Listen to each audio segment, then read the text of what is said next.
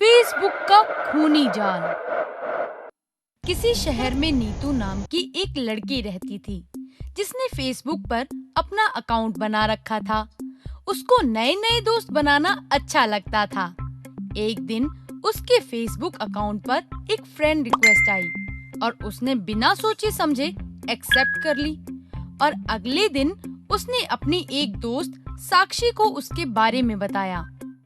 हाय साक्षी, तुझे पता है मेरे पास एक फ्रेंड रिक्वेस्ट आई थी, मैंने उसे एक्सेप्ट कर लिया।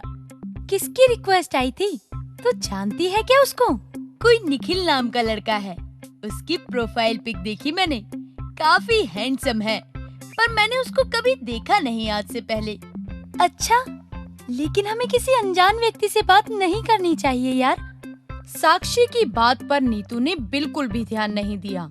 उसके बाद दोनों अपने अपने रास्ते चली गईं। अब नीतू अपने फेसबुक फ्रेंड निखिल से रोज रात को बात किया करती थी। अब वो दोनों पक्के दोस्त बन गए थे। एक बार निखिल ने नीतू को मिलने के लिए बुलाया। नीतू ने ये बात साक्षी को बताई। साक्षी, मुझे निखिल ने मिलने के लिए बुलाया है। तो क्या सोचा है तूने? मिलने जाएगी या नहीं? अरे क्यों नहीं जाऊंगी, जरूर जाऊंगी। लेकिन नीतू, तुझे किसी अनजान व्यक्ति से ऐसे नहीं मिलना चाहिए।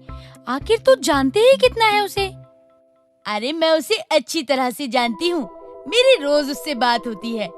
बहुत जान पहचान के बाद ही मैंने उसे मिलने के लिए हाँ की है, समझी? साक्षी ने नीतू को बहुत समझाया, लेकिन नीतू ने उसकी बात नहीं सुनी और अपने फेसबुक वाले दोस्त से मिलने चली गई।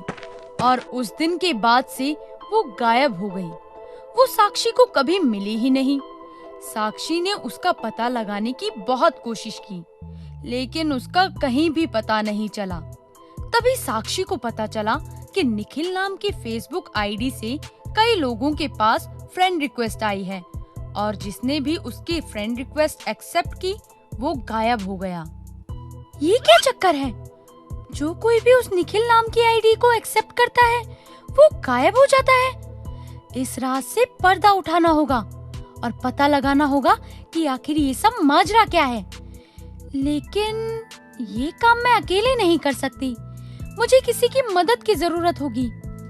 ये सोचकर साक्षी ने अपने दोस्त सुधीर से मदद ली और सुधीर को सारी बात बताई।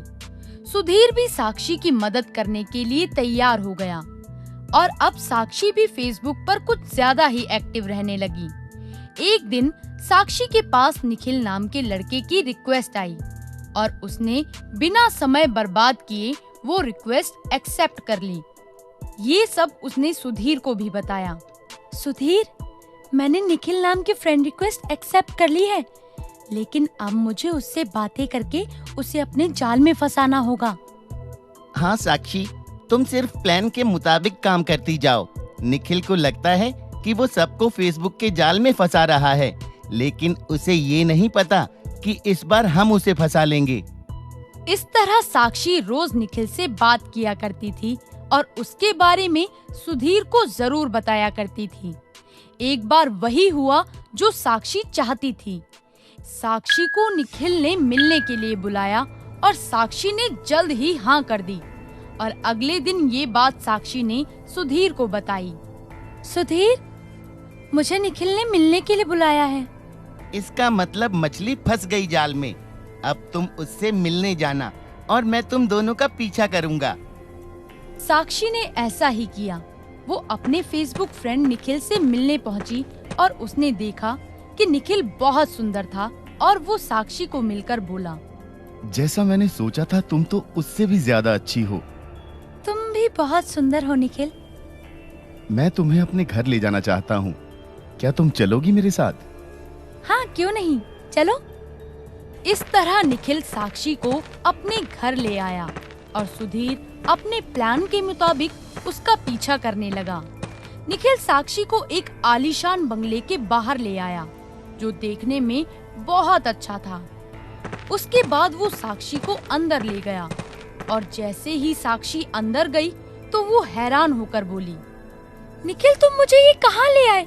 तुम्हारा घर बाहर से तो बहुत अच्छा है, लेकिन अंदर से कितना गंदा है और कितनी बुरी बदबू आ रही है। तुम्हारे घर में चारों तरफ जाले ही जाले हैं, क्या तुम इसे साफ नहीं करते?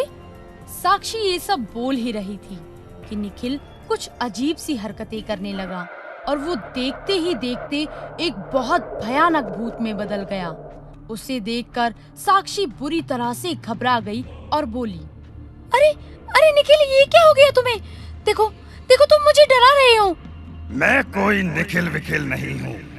मैं तो एक भूत हूँ जो फेसबुक से लोगों को अपनी दोस्ती के जाल में फंसाता हूँ और उन्हें मारकर खा जाता हूँ। लेकिन लेकिन तुम ऐसा क्यों करते हो? क्योंकि मेरे साथ भी ऐसा ही हुआ था। मेरी एक फेसबुक फ्रेंड बनी थी जिसे मैंने कभी नहीं देखा था। उसने मुझे मिलने के लिए बुलाया और मुझे मार दिया। मैं तो उससे प्यार करने लगा था, लेकिन उसने मुझे धोखा दिया। लेकिन उस लड़की ने ऐसा क्यों किया? क्योंकि वो लड़की एक गैंग के साथ मिलकर काम करती थी। वो गैंग लोगों को धोखे से बुलाकर उन्हें मार देता था और उनके शरीर के अंग निकालकर उनका व्यापार करता था। मैंने सबको मार दिया। अब मेरा बदला पूरा हुआ। तुम्हारा बदला तो पूरा हुआ, लेकिन अब तुम बाकी मासूम लोगों की जान क्यों लेते हो? ये तो गलत है।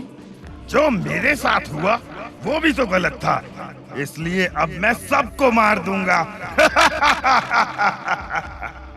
ऐसा कहकर भूत साक्षी को खाने के लिए उसकी तरफ बढ़ा कि तभी वहाँ सुधीर आ गया और उसके साथ एक पंडित जी भी थे। उन्होंने भूत को देखते ही बोला, ठहरो, तुम ये क्या कर रहे हो? तुम्हें ये सब नहीं करना चाहिए। तुम्हारा बदला तो अब पूरा हो गया है। अब छोड़ दो इस लड़की को। नहीं, मैं इसे नहीं छोड़ूंगा और इसके साथ साथ तुम लोग भी मारे जाओगे। भूत की बात सुनकर पंडित जी ने भूत पर अपने कमंडल से जल छिड़का और वो भूत दर्द से करहाने लगा। तभी पंडित जी ने कहा, अभी भी समय है, चला जा, नहीं तो मैं तुझे भस्म कर दूंगा। चला जा यहाँ से। ठीक है, मैं चला जाता हूँ, लेकिन तुम मेरे ऊपर जल मत छिड़को। इस तरह पंडित जी ने उसके ऊपर जल नहीं छिड़का और वो भूत वहाँ से चला गया। तभी साक्षी ने पंडित जी और सुधीर को थैंक यू बोला और सुधीर से पूछने लगी, सुधीर, तुम मेरा और उस भूत का पीछा कर रहे थे, ये तो समझ में आता है, लेकिन तुम उस पंडित जी को इतनी जल्दी कैसे बुला लाए? मैं तुम दोनों को छुप छुप कर देख रहा था। जैसे ही मैंने निखिल को भूत बनता हुआ देखा, वैसे ही मैंने पंडित जी को फोन किया और सारी बात बता दी और वो बिना देर किए यहाँ हमारी मदद के लिए पहुँच गए। इस तरह साक्षी और सुधीर ने अपनी समझदारी से एक भूत का अंत कर दिया। तो दोस्तों, इस कहानी से हमें ये शिक्षा मिलती है कि हमें कभी किसी अनजान व्यक्ति से दोस्ती नहीं करनी चाहिए और ना ही किसी से मिलने के लिए जाना चाहिए। इससे हम मुसीबत में फंस सकते हैं। हेलो दोस्तों, हमें कमेंट्स करके जरूर बताएं कि आपको ये कहानी कैसी लगी। इस कहानी को लाइक जरूर करें और अपने दोस्तों के साथ शेयर करना ना भूलें। बाय।